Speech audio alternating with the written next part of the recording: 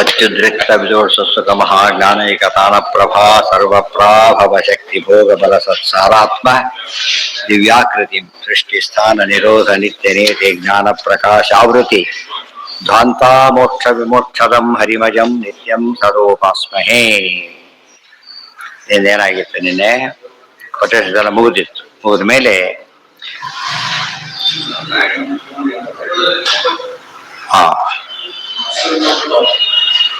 ಭೂತಿ ರೀತಿ ಭೂತಿ ಅಂತ ಉಪಾಸನೆ ಮಾಡಿದ್ದಕ್ಕೆ ದೇವತೆಗಳೆಲ್ಲ ಭಾರಿ ಶ್ರೀಮಂತರಾಗಿ ಸುಖವಾಗಿದ್ದಾರೆ. ಅಭೂತಿ ಅಂತ ಉಪಾಸನೆ ಮಾಡಿದ್ದಕ್ಕೆ ದೈತ್ಯರೆಲ್ಲ ದುಃಖ ಪಟ್ಕೊಂಡಿದ್ದಾರೆ. ಆದ್ರಿಂದ ದೇವರನ್ನ ಹೇಗೆ ಉಪಾಸನೆ ಮಾಡ್ತಾರೋ ಆಗ ದೇವ್ರಿಗೆ ಕೆಟ್ಟದ್ದು ಮಾಡ್ದ, ದೇವ್ರು ಹೀಗೆ ಬಿದಾಕಾರ ಬೈತಾ ಇರ್ತಾರೆ. ಬರೀ ಕೆಟ್ಟದ್ದೇ ಆಗ್ತಾರೆ ಸರ್. ಒಂದು ಮಾತಿದೆ, ಅದು ಕಣ್ಣು ಮುಚ್ಚಿಕೊಂಡು ಏನೋ ಮಾತಾಡಬಾರದು, ಬಹಳ ಹುಷಾರಾಗಿ ಮಾತಾಡಬೇಕು. ದೇವತೆಗಳು ಏನ್ ಹೇಳಿದ ತಕ್ಷಣ ತಥಾಸ್ತು ಅಂದು ಬಿಡ್ತಾರೆ. ಗೊತ್ತಾಯ್ತಾ? ನನ್ನ ಹಣೆ ಬಾರ ಹಾಗೆ ಆಗಲಿ ಎಲ್ಲ ಅದೇ ಮಾತು, ಒಳ್ಳೆ ಮಾತು ಬರೋದಿಲ್ಲ ಅವ್ರ ಬಾಯಿ. ಅಯ್ಯೋ ಅಯ್ಯೋ ಹಾಗೆ ಇರೋ ಅಂತ ಹೇಳ್ಬಿಡ್ತಾರೆ. ಏನಿಲ್ಲ ದೇವ್ರ ದಾನ ಅವ್ರ ಶುಭಂ ಸತ್ಯ ಸತ್ಯ ಅಂತ ಕಥೆ ಹೇಳ್ತಾರೆ. ಜಾವಾಗ ಅಂತ ಒಬ್ಬ ರಾಜ ಇರ್ತಾರೆ. ಅವ್ರ ಹೆಂಡತಿ ಬಹಳ ಹೆದರ್ತಾರೆ, ಸಿಕ್ಕಾಪಟ್ಟೆ ಬಹಳ ವೀರ ಅವನು, ಸಾಮಾನ್ಯನಲ್ಲ. ಹೆಂಡತಿ ಕಂಡ್ರೆ ಭಾರಿ ಭಯ ಅವನಿಗೆ. ಅವನಿಗೆ ಏನಾಯ್ತು ಗೊತ್ತು, ಎಲ್ಲ ಯುದ್ಧಕ್ಕೆ ಹೋದ, ಗೆದ್ದು ಬಿಟ್ಟ. ರಾಜಕುಮಾರಿನ ಕರ್ಕೊಂಡು ಬಂದ, ಮದುವೆ ಆಗ್ಬೇಕಾದ್ರೆ ಕರ್ಕೊಂಡು ಬಂದ. ಅವಳನ್ನ ಮನೆ ಮುಂದೆ ಹಿಡಿದ ರಥದಿಂದ. ಅವಳು ಹಿಡಿಸ್ತ. ಹೆಂಡತಿ ಬಂದು ಯಾರು ಇವಳು ಅಂತ ಕೇಳಿ ಗಡಗಡ ಹಿಡಿಬಿಟ್ಟ. ಏನು ಉತ್ತರ ಕೊಡ್ಬೇಕೀಗ? ನಾನು ಈ ರೀತಿ ಹೇಳೋ ಧೈರ್ಯ ಆತನಿಗಿಲ್ಲ. ಏನ್ ಮಾಡ್ಬಿಟ್ಟ, ನಿನ್ನ ಸೊಸೆ ಇವಳು, ಮಗನಿಗೆ ಮದುವೆ ಮಾಡ್ಬೇಕಾಗಿದೆ, ಕರ್ಕೊಂಡು ಬಂದೆ ಅಂತ. ನಾನು ವಂದ್ಯ, ನಾನು ಬಂಜೆ, ಮಕ್ಕಳೇ ಹೆತ್ತಿಲ್ಲ, ನಾನು ಮುಂದೆ ಹೆರೋ ಚಾನ್ಸೂ ಇಲ್ಲ. ಅಹಂ ವಂದ್ಯ ಅಸಪತ್ನಾಚ. ಒಂದು ಬುರಾಕ್ತಾನೆ ಹೆಂಡನ್ ಧರಿದ್ರೆ ಎಲ್ಲರ ಮಕ್ಕಳಿದ್ದಾಗ ಲೆಕ್ಕ. ಅವರು ತನ್ನ ತಂಗಿ ಅಕ್ಕ ಮಗ ಅಂತ ಹೇಳ್ಬೋದು. ನಾನು ಒಬ್ಬಳೇ, ಯಾರು ಇಲ್ಲ, ಇನ್ನೊಬ್ಬಳು ಮದುವೆ ಸಾಧ್ಯನೇ ಇರಲಿಲ್ಲ ಪಾಪ ಅಂತ. ಆದ್ದರಿಂದ ನಿನ್ನ ಮಗನಿಗೆ ಕೊಟ್ಟು ಮದುವೆ ಮಾಡ್ಬೇಕಲ್ಲ, ಅದಕ್ಕೆ ನಾನು ಇಲ್ಲೇ ಇಲ್ಲ ಮಕ್ಕಳು. ಓ ಹಾಗಾಯ್ತಾ, ಮುಂದೆ ಹುಟ್ಟುತ್ತಾರಲ್ಲ ಅವರಿಗೆ ಅಂತ ಹೇಳಿ ದೇವತೆಗಳು ತಾತಾಸ್ತು ಮುಂದೆ ಮಗ ಹುಟ್ಟಿ ಮದುವೆ ಮಾಡ್ತಾರೆ. ಅಂದ್ರೆ ದೇವತೆಗೆ ಹಾಗಾದ್ರೆ ಒಳ್ಳೇದನ್ನ ಹೇಳ್ತಾ ಇದ್ರೆ ಒಳ್ಳೇದಾಗತ್ತೆ. ಆ ಮನುಷ್ಯನ ಹೆದರಿದ ಯೋಚನೆ ಮಾಡಿದ್ರು. ಪಾಪ ವಂಶ ಬೆಳೀತಾ ಇರಲಿಲ್ಲ, ಮುಂದೆ ಇನ್ನು ಬೆಳೀತಾ ಇರಲಿಲ್ಲ. ಆ ಮಾತಿನಿಂದ ಒಳ್ಳೇದಾಗೋದು. ಏನೇ ಬರಲಿ ಆದದ್ದೆಲ್ಲ ಒಡಿತೆ ಆಯ್ತು. ಅದ್ ಮಂತ್ರ ಮಾಡ್ಕೊಂಡು ಎಂಥ ಪ್ರಸಂಗ ಬಂದ್ರು ಕೂಡ ದೇವ್ರು ಎಷ್ಟು ಕರುಣಾಡಿ, ಏನೂ ಆಗ್ಬೇಕಾಗಿತ್ತು, ಇಷ್ಟಕ್ಕೆ ಪರಿಹಾರ ಮಾಡಿದ್ದ. ಅದರಿಂದ ಒಳ್ಳೇದ ಮಾಡ್ದ ಅಂತ ಈ ಆಟಿಟ್ಯೂಡ್ ಬಂದ್ರೆ ದೇವರಲ್ಲಿ ಭಾರಿ ನಂಬಿಕೆ ಇದೆ ಅಂತ ಆಯ್ತಾ. ಗುಣಪೂರ್ಣ ಅಂತ ಆಯ್ತು. ಅಂದ್ರೆ ದೇವರು ಕೈ ಕೊಡ್ತಾನೆ ಹಾಗಾಗಿ ಅಂತ ದೋಷ ಮಾಡಿದಾಗ ಆಗ್ಲಿಲ್ಲ. ಏನ್ ತಿಳ್ಕೊಂಡಾಗ ಇಷ್ಟೆಲ್ಲ ಓದಿ ಎಲ್ಲ ವ್ಯರ್ಥ ಆಗ್ಲಿಲ್ಲ. ಎಲ್ಲ ದೇವ್ರು ಮಾಡೋದು ಅಂತ ಹೇಳಿದ ಮೇಲೆ ಕೆಟ್ಟದಾದ ದೇವ್ರು ಮಾಡಿದ ಅಂದ್ಬಿಟ್ರೆ ದೇವ್ರು ಕೆಟ್ಟವನು ಅಂತಾಗ ಹೇಳ್ಬಾರ್ದು. ಹಾಗೆ ಒಳ್ಳೇದೆಲ್ಲ ದೇವ್ರು ಮಾಡಿದ. ಕೆಟ್ಟದ್ದಾದಾಗ ನನ್ನ ಪಾಪ ಕರ್ಮ ನಾವು ಶಿಕ್ಷೆ ಕೊಟ್ಟ, ಆದ್ರೆ ಬಾಡಿ ಕಡಿಮೆ ಕೊಟ್ಟ ಆ ಯೋಚನೆ ಇರ್ಬೇಕು. ನೀವು ಜಸ್ಟ್ ಶಿಕ್ಷೆ ಕೊಡ್ಬೇಕಾಗಿತ್ತು, ಸಣ್ಣ ಶಿಕ್ಷೆ ಕೊಟ್ಟ, ಬಿದ್ದ ಕಾಲು ಮುರ್ಕೊಂಡ್ಬಿಟ್ಟ. ಕೆಲವರು ಇರ್ತಾರೆ, ಕ್ಲಾಸ್ ಮಾಡಕ್ಕೆ ಒಂದ್ ದಿವಸ ಮಾಡಕ್ಕೆ ಅಂತ ಹೋದ, ಬಿದ್ದ ಕಾಲು ಮುರ್ಕೊಂಡ್ಬಿಟ್ಟು. ನಾನು ಹೇಳ್ದೆ ಕೇಳೋದಿಲ್ಲ ಇವರು, ನೋಡಿದ್ರೆ ಕಾಲು ಮುರ್ಕೊಂಡ್ಬಿಟ್ಟೆ. ಸುಮ್ಮನೆ ಏನೋ ಆಗಿದ್ದಲ್ಲ, ಈಗ ಶುರು ಮಾಡಿದ್ರೆ ಇವತ್ತೇ ಕಾಲು ಬರಿಬೇಕಾ? ಇದು ಅವನೇ ಮತ್ತೆ ಸಂಕಲ್ಪ ಇನ್ನು ಎಂದೂ ಮಾಡೋದಿಲ್ಲ, ಸಂಕಲ್ಪ ಮಾಡ್ಬಿಡ್ತಾರೆ. ಇನ್ನೊಬ್ರು ಹಾಗಲ್ಲ, ಇವತ್ತು ಸಾಯ ಯೋಗ ಇತ್ತು, ದೇವ್ರ ಕಾಲು ಬರೋದು ಅಷ್ಟೇನೆ. ಕರುಣ ಇನ್ಮೇಲೆ ಬಿಡೋದಿಲ್ಲ. ಯಾಕಂದ್ರೆ ಆ ಪಾಸಿಟಿವ್ ನೋಡ್ತಾರೆ. ಈ ಪಾಸಿಟಿವ್ ನೋಡೋದ್ರಲ್ಲೇ ಇದೆ ಅವ್ನ ಯೋಗಿ, ಅವನ ಸ್ವರೂಪ ಏನಂತ ನೋಡೋದ್ರಲ್ಲೇ ಗೊತ್ತಾಗ್ಬಿಡುತ್ತೆ. ತುಂಬಾ ಜನ ನೆಗೆಟಿವ್ ಆಗಿ ನೋಡೋದೇ ಜಾಸ್ತಿ, ಪ್ರತಿಯೊಂದು ನೆಗೆಟಿವ್. ಅದು ಹೇಳಿದ್ ಆಯ್ತಲ್ಲ, ಮಾಡಬಾರ್ದು, ನಮ್ಮ ಮನೆಗೆ ಆಗಿ ಬರಲ್ಲ, ನಮ್ಮ ಮನೆಗೆ ಆಗಿ ಬರೋದಿಲ್ಲ ಅಂತ ಬೇರೆ ಹೇಳಿದ್ದೆ. ಅವರು ಸೇರ್ಕೊಂಡ್ಬಿಡ್ತಾರೆ. ಅದೇ ಅದು ಎಕ್ಸ್ಟ್ರಾ ಹಾಕಿದ್ದಾರೆ. ಷಷ್ಠಿ ಶಾಸ್ತ್ರ ಪದ್ಧತಿ ಇಲ್ಲ, ಮಾಡಿಕೊಂಡ್ರೆ ಸಂಪ್ರದಾಯ ಬುರದಾಗುತ್ತೆ. ಮಾಡಿಕೊಂಡ್ರೆ ಯಾರು ಪಾಪ ಹೋಗೇ ಬಿಟ್ರು, ಆದ್ರಿಂದ ನಾವು ಮಾಡಿಕೊಡೋದಿಲ್ಲ. ಅಂತವ್ರಿದ್ದಾರೆ ಸಂಧ್ಯಾವಣಿ ಮಾಡೋ ಅಭ್ಯಾಸ ಇಲ್ಲ, ನಮ್ಮ ಮನೆಯಲ್ಲಿ ಸಂಧ್ಯಾವಣಿ ಆಗೋದಿಲ್ಲ. ಏನ್ ಮಾಡ್ಬೇಕು ಅದಕ್ಕೆಲ್ಲ? ಸ್ಕೂಲ್ಗೆ ಹೋದ ಅಭ್ಯಾಸ ಇಲ್ಲ, ಕೆಲಸ ಮಾಡೋ ಅಭ್ಯಾಸ ಇಲ್ಲ, ಬಹಳ ಮಾತುಗಳೇ ಇವೆಲ್ಲ ಕೂಡ ತಪ್ಪು. ಊಟ ಮಾಡೋ ಅಭ್ಯಾಸ ಇಲ್ಲದೆ ಬಿಟ್ಟು ಅಂತಾಗಿದ್ರೆ ಅದಿಲ್ಲ. ಅಂದ್ರೆ ದುರುಪಯೋಗ ಮಾಡ್ಕೋತಾರೆ. ಎಂದು ಮಾಡ್ಕೋಬೇಡಿ ಅಂತ ಹೇಳಿದ್ರೆ ಒಂದು ಮಾತು ತಿಳ್ಕೋಬೇಕು. ಅವರೆಲ್ಲ ಇರ್ತಾರೆ, ಜಾಸ್ತಿ ಓದಿರೋದಿಲ್ಲ, ಕೇಳಿ ಬಂದು ಗಟ್ಟಿ ಸಂಪಾದನೆ ಮಾಡ್ಕೊಂಡ್ಬಿಡುತ್ತೆ. ಏನ್ ಕೆಟ್ಟದಾದ್ರೂ ಕೂಡ ತಲೆ ಕೂತ್ ಬಿಡುತ್ತೆ. ಹೇಳಿದ್ದಾರೆ, ದೇವ್ರು ಒಳ್ಳೇದು ಮಾಡ್ತಾರೆ. ಆದದ್ದೆಲ್ಲ ಒಳಿತೆ ಆಯ್ತು, ಸುಖವಾಗಿರ್ತಾರೆ. ಗೊತ್ತಾ ಅವರು ಅಂದ್ರೆ ಭಾರಿ ಓದಿರ್ ಒಳ್ಳೇದು ಅಂತ ಅಲ್ಲ, ಓದಿ ಜಸ್ಟ್ ಡೈಜೆಸ್ಟ್ ಮಾಡ್ಕೊತಾರೆ, ಬಾಡಿ ಇಂಪಾರ್ಟೆಂಟ್ ತಿಳ್ಕೊ. ಅದನ್ನ ಗಟ್ಟಿ ಮಾಡ್ಕೊಂಡ್ಬಿಟ್ಟ, ಬಿಡ್ಲಿಲ್ಲ. ಕನಕ ಕೋಣ ಮಂತ್ರ, ಅದು ಕೋಣ ಬಂದ್ಬಿಡ್ತಾರೆ ಮಾಡಿ.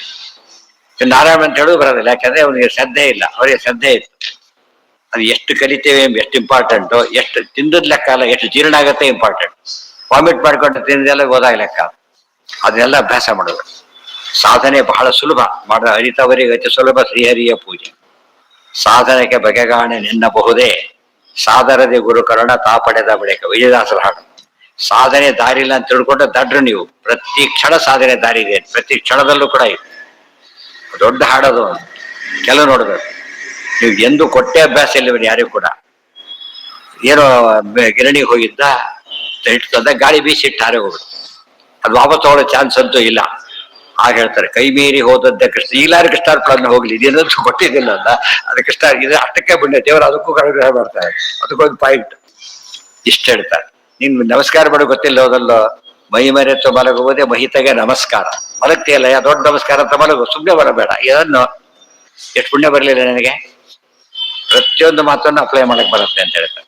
ನಾ ಎಲ್ಲದನ್ನು ನಮಸ್ಕಾರ ಮಾಡಿಯೂ ಕಳ್ಕೊಂಡ್ಬಿಡ್ತೇವೆ. ನಮಸ್ಕಾರ ಮಾಡದೆ ಪುಣ್ಯ ಬಂತು, ನಮಸ್ಕಾರ ಮಾಡಿ ಪುಣ್ಯ ಬರಲಿಲ್ಲ. ಅನುಸಂಧಾನ ಭಾರಿ ದೊಡ್ಡದು. ಆದ ಹಿನ್ನೆಲೆಯಲ್ಲಿ ತಪ್ಪು ಉಪಾಸನೆ ಮಾಡಿದ್ರೆ ಏನಾಗತ್ತೆ, ತಪ್ಪು ಫಲ ಸಿಗುತ್ತೆ. ದೇವರಿಗೆ ಎಲ್ಲಾ ಕಾಲಕ್ಕೂ ಎಸ್ ಅಂತ ಅಂತಾನೆ ಇರ್ತಾರೆ. ಭೂಮೈವ ದೇವ ಪರಮೋಹಿ ಉಪಾಸ್ಯೋ ದೈವ ನೈವಾ ಭೂಮ ಫಲ ಮೇಷಾಂ ವಿಧತ್ತೆ. ಫಲ ಕೊಡ್ಬೇಕಾದ್ರೆ ಅವನು ಪೂರ್ಣನಾಗಿರ್ಬೇಕು. ಎಲ್ಲರಿಗೂ ಕೊಡಬೇಕು, ಎಲ್ಲ ಕೊಡಬೇಕಾದ್ರೆ ಪೂರ್ಣನಾಗಿರ್ಲೇಬೇಕಲ್ಲ. ಅದರಿಂದ ಪರಮಾತ್ಮನ ಭೂಮ ಅಂತ ಉಪಾಸನೆ ಮಾಡಬೇಕು. ಸಾಕ್ಷಾತ್ ತಸ್ಮಾತ್ ಭೂಮ ಗುಣತೋ ವೈ ವಿಶಿಷ್ಟ ಯಥಾಕ್ರತು ಕರ್ಮ ಮಧ್ಯೆ ವಿಶಿಷ್ಟ. ಎಲ್ಲಾ ಕರ್ಮಗಳಲ್ಲಿ ಕ್ರತು ಹೇಗೆ ಶ್ರೇಷ್ಠನೋ ಹಾಗೆ ಪರಮಾತ್ಮನ ಎಲ್ಲಾ ಗುಣಗಳಲ್ಲಿ ಯಾವ ಗುಣ ಉಪಯೋಗಿಸ್ಬೇಕು ಅಂದ್ರೆ ಪೂರ್ಣ. ಇಲ್ಲಿದೆ ಸಚ್ಚಿದಾನಂದ ಆತ್ಮ ಅಂತ ಬಂದಿದೆ ಅಷ್ಟೇನೆ, ಪೂರ್ಣ ಇಲ್ವಲ್ಲ. ಹಾಗಿದೆ ಇಲ್ಲಿ ಹೇಳಿದ್ದೇನಂತ ಅರ್ಥ, ಪೂರ್ಣ ಅಂತ ಉಪಾಸನೆ ಮಾಡಿ ಭಾರಿ ದೊಡ್ಡ ಗುಣ ಅಂತ ಹೇಳ್ಬಿಟ್ರು. ಆ ದೊಡ್ಡ ಗುಣ ಹೇಳೇ ಇಲ್ಲ, ಸಚ್ಚಿದಾನಂದ ಆತ್ಮೀಯತೆ ಹೇಳಿ. ಅದಕ್ಕೆ ಹೇಳ್ತಾರೆ ನಾಲ್ಕಕ್ಕೂ ಪೂರ್ಣ ಸೇರಿಸ್ಕೊಳ್ಳಿ, ಬರೀ ಉಪಾಸನೆ ಮಾಡಬೇಡಿ. ಪೂರ್ಣ ಸತ್ ಗೊತ್ತಾಯ್ತಾ, ಪೂರ್ಣಾನಂದ ಪೂರ್ಣಾನಂದೋ ಅಂತರಕ್ಷ ಗೊತ್ತಲ್ಲ. ಆದ್ರಿಂದ ಆಯ್ತು, ಪೂರ್ಣ ಸಚ್ಚಿತ್ ಆನಂದ, ಸತ್ ಚಿತ್ ಪೂರ್ಣಾನಂದ. ಪೂರ್ಣ ಚಿತ್ ಅಂದ್ರೆ ಜ್ಞಾನ, ಪೂರ್ಣ ಜ್ಞಾನ. ಸತ್ ಪೂರ್ಣ ಸ್ವತಂತ್ರ ಪೂರ್ಣ ಸತ್ವ, ಸ್ವತಂತ್ರ ಸತ್ವ. ಕೊನೆಗೆ ಆತ್ಮ ಪೂರ್ಣ ಸ್ವಾಮಿ. ಇವತ್ತು ನಾಳೆ ಅಲ್ಲ, ರಿಟೈರ್ ಆದ್ಮೇಲೆ ಬಿಟ್ಬಿಡ್ತೀವಿ, ಇಲ್ಲ ಬೇರೆ ದೇಶಕ್ಕೆ ಹೋದ್ರೆ ಬಿಟ್ಟು ಇಲ್ಲ, ಪೂರ್ಣ ಬಂದೇ ಬಿಡುತ್ತೆ ಪೂರ್ಣ ಆಗ. ಸೊ ಇದು ಸೇರಿಸ್ಕೊಂಡ್ಬಿಟ್ಟಾಗ ಏನಾಯ್ತಾಗ ಅದು ಉಳಿದರೆ ಸಚ್ಚಿತ್ತಾನಂದ ಎಲ್ಲರೂ ಸ್ವಲ್ಪ ಇದ್ದೇ ಇರ್ತಾರೆ, ದೇವರಿಗೆ ಅಪ್ಲೈ ಆಗಲ್ಲ. ಅದು ಪೂರ್ಣತ್ವ ಸೇರಿಸ ದೇವರಿಗೆ ಹೋಗೋದು, ಇವ್ರು ಸೇರಿಸೋದು. ಚೀಫ್ ಅನ್ನೋ ಪದ ಹಾಕಿಬಿಟ್ರೆ ಮುಖ್ಯಸ್ಥನಿಗೆ, ಬರೀ ಆಫೀಸರ್ ಯಾರಿಗೆ ಬೇಕಾದ್ರೆ ಹೋಗು. ಅದ್ರಿಂದ ಈಗ ಅದಕ್ಕೂ ವಿರೋಧ ಇಲ್ಲ. ಸುಮ್ಮನೆ ಮಾಡೋರು ಏನ್ ಮಾಡ್ತಾರೆ ನೋಡಿದ್ರೆ, ಇಲ್ಲೊಂದು ಹೇಳ್ತಾರೆ ಅಲ್ಲೊಂದು ಹೇಳ್ತಾರೆ, ನಾಲ್ಕು ಮಾಡಿ ಅಂತಾರೆ, ಇಲ್ಲಿ ಹೊಸ ಹೇಳ್ತಾರೆ, ಮೋಸ್ಟ್ ಇಂಪಾರ್ಟೆಂಟ್ ಅಂತಾರೆ. ಏನ್ ಮಾಡ್ಬೇಕು ಇವರು? ಸುಮ್ಮನೆ ತಂಟೆನೇ ಬೇಡ, ನಮ್ಮ ಪಾಡಿ ಬಿಟ್ರೆ ಇಲ್ಲ. ಸರಿಯಾಗಿ ಹೇಳಿದ. ಅದಕ್ಕೆ ಏನಂತ ಕರೆದ್ರು ತತ್ವ ಸಮನ್ವಯ. ಪ್ರತಿಯೊಂದು ಪದನ ಹೊಂಚ್ಕೋಬೇಕದ, ಇಲ್ದವರು ಸಾಧ್ಯ ಇಲ್ಲ. ಭೂಮೈವ ದೇವ ಪರಮೋಹಿ ಉಪಾಸ್ಯೋ ದೈವಾ ಭೂಮ ಫಲಮೇಷಾಂ ವಿಧತ್ತೆ. ತಸ್ಮಾತ್ ಭೂಮ ಗುಣತೋ ವೈ ವಿಶಿಷ್ಟೋ. ಆಮೇಲೆ ಯಥಾ ಕ್ರತು ಕರ್ಮ ಮಧ್ಯೆ ವಿಶಿಷ್ಟ. ಅದೇ ಭೂಮ್ನಃ ಕ್ರತುವಜ್ಜಾಯಸ್ತ್ವಂ ಇಲ್ಲಿ ಬಂದಿದೆ, ಬ್ರಹ್ಮಸೂತ್ರ ಗೊತ್ತಾಯ್ತು. ಭೂಮ ಗುಣವನ್ನ ವಿಶೇಷವಾಗಿ ಆರಾಧನೆ ಮಾಡಬೇಕು. ಅದು ಅರ್ಥನೇ ಪೂರ್ಣಮದ ಪೂರ್ಣವಿದಂ ಪೂರ್ಣಾತ್ ಪೂರ್ಣ ಮುದಚ್ಯತೆ ಪೂರ್ಣಸ್ಯ ಪೂರ್ಣಮಾದಾಯ ಪೂರ್ಣಮೇವ ಅವಶಿಷ್ಯತೆ ಅಲ್ಲ. ಅಸುನ್ವಂತಂ ಸಮಂ ಜಹಿ, ಆಮೇಲೆ ಧೂಣಾಂಶಂ ಯೋ ನತೆ ಮಯಃ ಅಸ್ಮಭ್ಯಂ ಅಸ್ಯ ವೇದನಂ ದದ್ಧಿ, ಆಮೇಲೆ ಸೂರಿಶ್ಚಿದೋಹತೆ. ಇದಿಷ್ಟು ಕೂಡ ನಾಳೆ. ಸತ್ಯ ಸೋಸ್ಯ ಮಹಿಮಾ ಗುಣೇಶವೋ ಯಜ್ಞೇಶ ವಿಪ್ರರಾಜ್ಯೆ ಏತಾವಾನಸ್ಯ ಮಹಿಮಾ. ಒಂದೊಂದು ವಾಕ್ಯ ಅಲ್ಲೆಲ್ಲ ಜಾಯಿನ್ ಮಾಡ್ತಾ ಹೋಗ್ಬಿಡ್ತಾರೆ. ಅಥೋ ಜಾಯಾಂಶ ಪುರುಷ ಸೂಕ್ತ ಅದು ಅದು ಬೇರೆ ಮಂತ್ರ, ಈ ಬೇರೆ ಮಂತ್ರ, ಎರಡು ಜಾಯಿನ್ ಮಾಡ್ತಾರೆ. ತಮೇವಂ ವಿದ್ವಾನ್ ಹೃದಯ ಭವತಿ ನಾನ್ಯ ಪಂಥಾಯನಾಯ ವಿದ್ಯತೆ ಇತ್ಯಾದಿ. ಇಷ್ಟು ವೇದವಾಕ್ಯಗಳು. ಮುಂದಿನದೆಲ್ಲ ಬೇರೆ ಪುರಾಣ ವಾಕ್ಯ. ಸರ್ವೇಂದ್ರಿಯ ಪ್ರೇರಕೇಣ ಶ್ರೀ ಪ್ರಾಣಪತಿ ನೀಡಿತಃ ಯದವೋಚಮಹಂ ತೇನ ಶ್ರೀ